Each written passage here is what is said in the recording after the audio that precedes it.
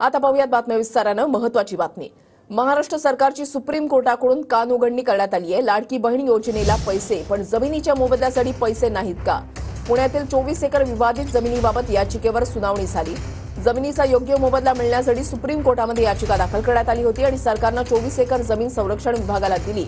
याचिकाकर्त्यानं हा दावा केला आणि त्याच्यावर सुप्रीम कोर्टानं राज्य सरकारला फटकारलेलं आहे। लाडक्या बहिणीच्या संदर्भात तर काही त्यांनी नकार दिला नाही।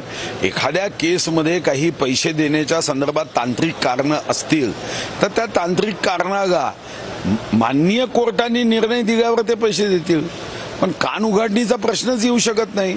शेवटी राज्य चालवताना काही तांत्रिक कारणांनी एखाद्या ठिकाणी एखाद्या जागेचा मोबदला देताना आणि तोही आमच्या कार्यकाळातला नाही, तो काँग्रेसच्या कार्यकाळातला मोबदला आहे, तर काँग्रेसचं सरकार असताना त्यांनी चूक केली तर ती कान उघडणी आमच्यासाठी नसेल, ती कदाचित त्यांच्यासाठी असेल।